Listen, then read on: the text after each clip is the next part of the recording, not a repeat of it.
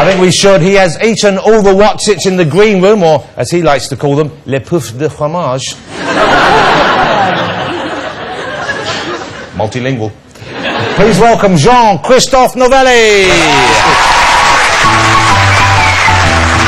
How sweet it is to be loved. Y'all come on, put your hands together right here. You baby, how sweet it is to be loved.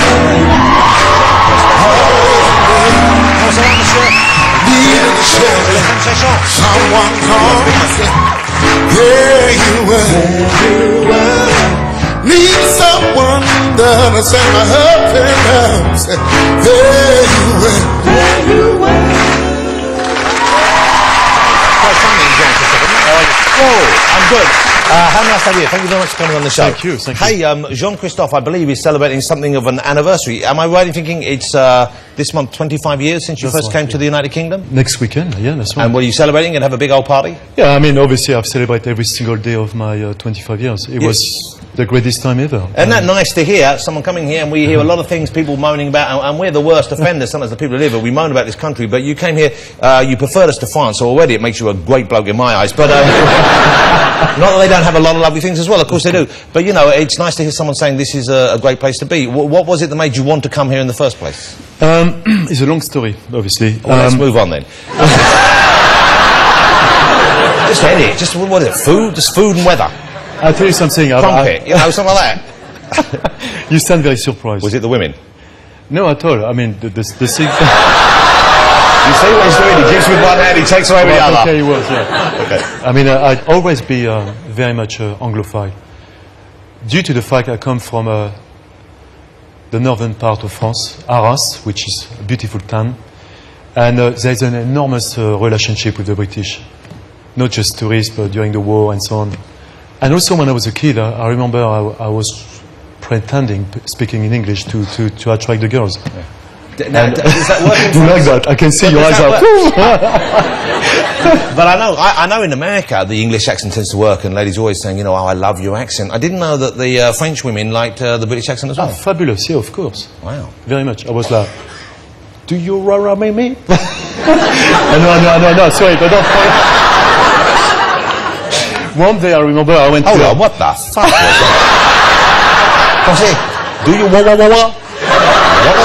Is that you just going about? Oh, an Englishman. Right, it's Oscar Wilde himself.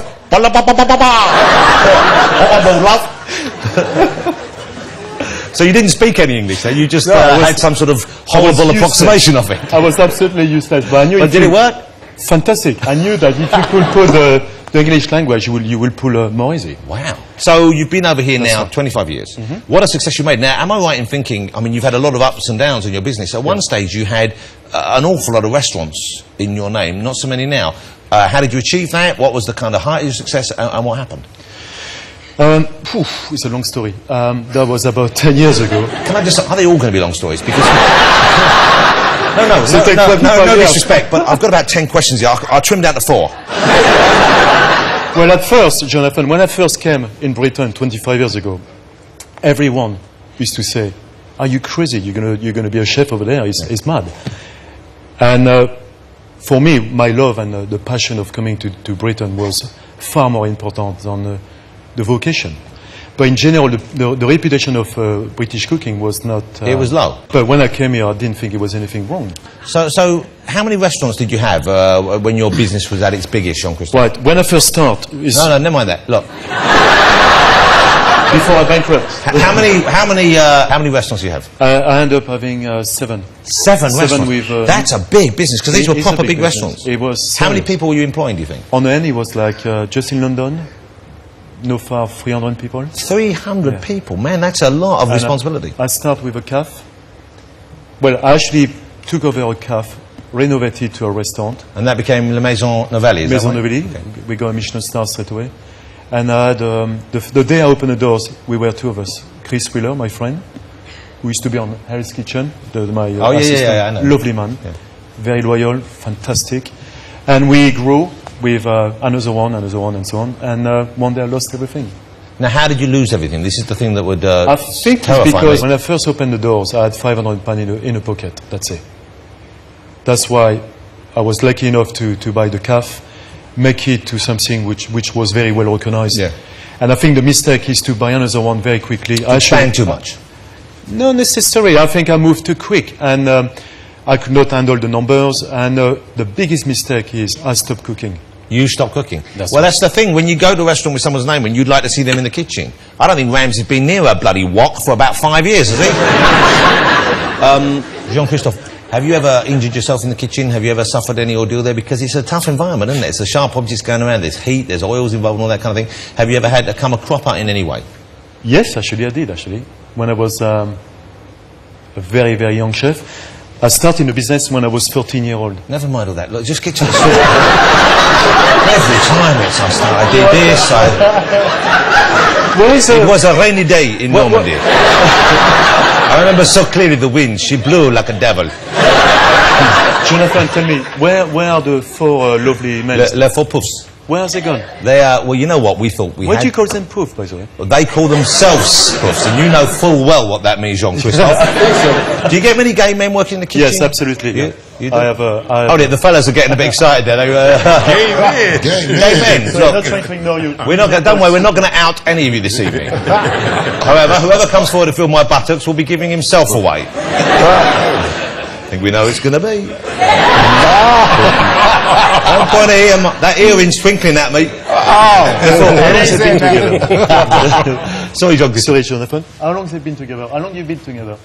I know your name. I remember when I was a young kid. Well, we've been doing it. Well, we're on. There's been a few replacements over the years, of course, haven't we? But how long has this present unified group of the Temptations been performing? He's the newest, Bruce. The baby, Yeah, he's been with us a year. Wow. And Tyson has been with me for 25 years. Tyson, that's your first name, Tyson? That is Last a name. great name. Well, last name. What's your first name? Ron. Oh, that's not so good. Terry's been with me for about 11 or 12 years. 11 years. And Joe's been with us for about 5 years, Wow. 6 years. Wow. And the oldest has been holding it down for 47 years. 47 years. No way on earth.